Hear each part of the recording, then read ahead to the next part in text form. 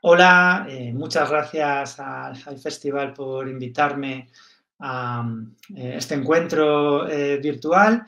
Estoy encantado de tener ocasión de dialogar acerca de mi último libro, Contra la igualdad de oportunidades, un panfleto igualitarista. Quería empezar contando un poco, bueno, pues por qué escribí este libro, por qué me preocupó, si este libro es la respuesta a algo, cuál era la pregunta o las preguntas que me preocupaban. Y bueno, tiene que ver con el hecho de que en las últimas décadas, al menos desde la crisis de 2008, ha habido un crecimiento en todo el mundo de la preocupación por la desigualdad.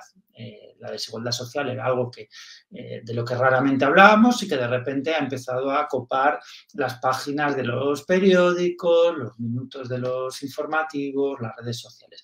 Y no es para menos, porque realmente la desigualdad ha alcanzado niveles estratosféricos en todo el mundo.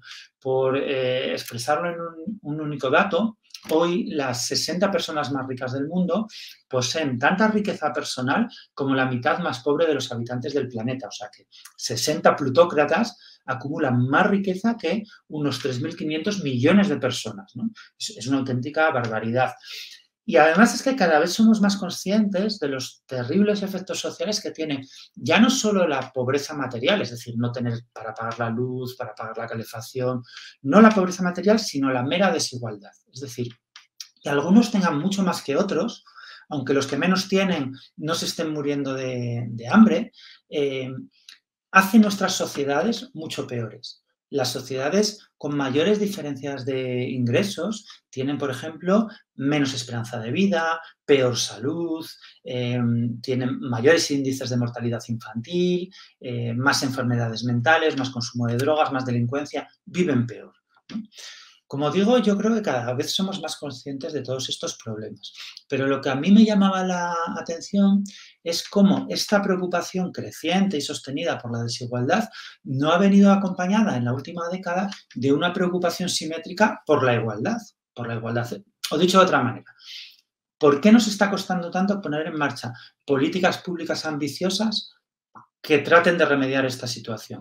Y eso es muy difícil, seguro, pero no es imposible. De hecho, hace no tantas décadas, después de la Segunda Guerra Mundial, se produjo en todo el mundo una reducción de las desigualdades sin precedentes en la historia del capitalismo. Es algo muy conocido, ¿no?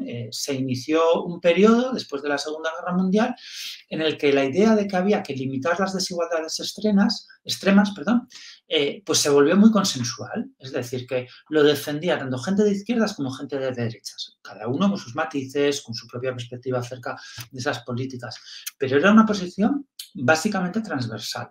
Por poner de nuevo un ejemplo, el presidente estadounidense Roosevelt llegó en cierto momento a proponer que se estableciera un límite absoluto a los ingresos que una persona podía acumular a lo largo de un año después de pagar impuestos, ¿no? Porque consideraba Roosevelt que nadie debería quedarse después de impuestos con más de $25.000. Era un límite arbitrario, hoy vendrían a ser unos $300.000, ¿no?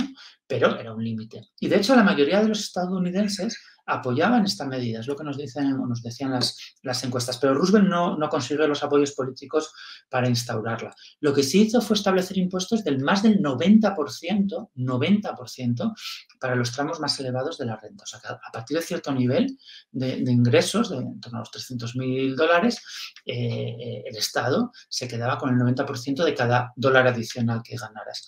Y esa fue la norma hasta los años 60, tanto para gobiernos de izquierdas como de derechas en muchos países del mundo. Hoy eso parece ciencia ficción. Ayer se difundió la noticia de que 1 de cada 3 multinacionales españolas pagan impuestos menos del 10% de su beneficio global, ¿no? Imaginad la diferencia. ¿Por qué? ¿Por qué hemos aceptado el elitismo de una manera tan fatalista? ¿Por qué hemos aceptado la desigualdad? Yo no creo que el igualitarismo haya desaparecido completamente de nuestros ideales compartidos, ¿no? De nuestra ética. Eso sería imposible en sociedades que se consideran a sí mismas democráticas. Más bien creo que lo que ha pasado es que el igualitarismo se ha deformado, se ha convertido en una forma peculiar del elitismo que es la igualdad de oportunidades.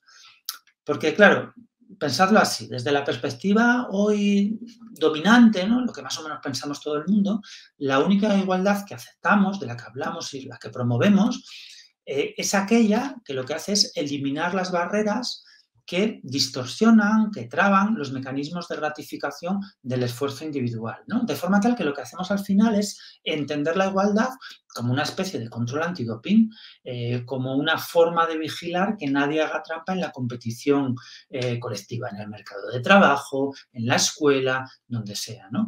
Porque desde este punto de vista lo importante es que cada cual obtenga las recompensas que merece según su talento, etcétera. Y realmente, bueno, pues efectivamente la igualdad de oportunidades es un eslogan que suena bien, pero esconde una trampa, y es una trampa terrible que está de fondo en buena parte de los mecanismos que alimentan la desigualdad, porque de hecho supone renunciar a la igualdad real. Lo que nos ofrece la igualdad de oportunidades es la promesa de que cada cual recibirá lo que se merece en función de sus méritos.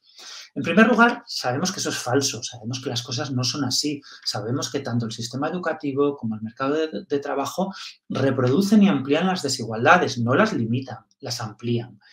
Pero en segundo lugar, y esto es lo que me parece más importante, el igualitarismo no consiste en dar a cada cual lo que se merece, sino en dar a cada uno lo que necesita, que es algo completamente diferente. El igualitarismo no es un control antidoping antes de la competición social, al revés, consiste en limitar los efectos más perniciosos de las distintas competiciones que hay en nuestra sociedad. Hay una historia que me gusta contar que tiene que ver con esto. Yo cuando estudiaba segundo de bachillerato, el último curso antes de la universidad, tuve una profesora de griego muy buena con la que nadie suspendía. No porque diera aprobado general, sino porque no permitía suspender. Te obligaba a repetir cada examen tantas veces como hiciera falta hasta que conseguías aprobarlo. Había estudiantes que sacaban mejores notas que otros, pero nadie se quedaba atrás. Y no se aceptaba que hubiera lagunas en la formación de ningún alumno, ¿no? Y claro, esta es una historia que suele poner muy nerviosos cuando la cuento a los partidarios de la meritocracia, que insisten en que, por ejemplo, los exámenes son esenciales para fomentar eso que llaman la cultura del esfuerzo, ¿no? Dicen, porque si no hubiera exámenes y si no hubiera posibilidad de suspender, nadie se esforzaría. Porque, claro, lo que saca a la luz es que lo que realmente les importa de los exámenes no es verificar que todo el mundo aprende, algo que, por supuesto, se puede conseguir esa información por otros medios. Lo que les importa es conseguir que en el sistema educativo haya ganadores y haya perdedores, ¿verdad?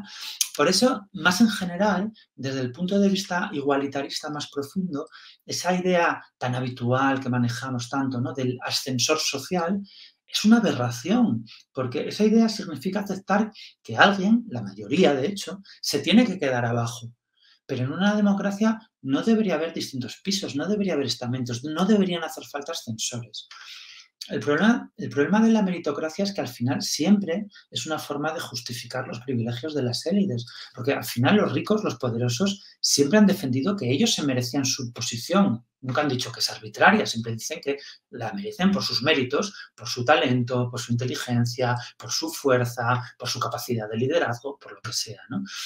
Yo creo que a veces la gente atribuye ciertas virtudes a la meritocracia porque la entiende como la posibilidad de que, con independencia de cuál sea tu situación social de partida, tengas la oportunidad real de dedicarte a aquello que se te da mejor. Y eso es algo que me parece completamente sensato y que me parece muy bueno. Pero yo creo que eso no tiene que ver con la meritocracia, tiene que ver con otra cosa, que es la movilidad social horizontal. Quiero decir, es completamente razonable que intentemos que sea médico o ingeniero o periodista o cantante quien tiene más talento para ello, independientemente de sus condiciones familiares o sociales, ¿verdad? O sea, eso es completamente diferente. Pero otra cosa muy diferente es que tengan que tener alguna clase de privilegio, ganar más, tener más prestigio, por el hecho de dedicarse a esas profesiones. Y eso es justamente lo que plantean los defensores de la meritocracia, que beneficiar a los mejores es necesario para fomentar el buen funcionamiento de nuestras sociedades.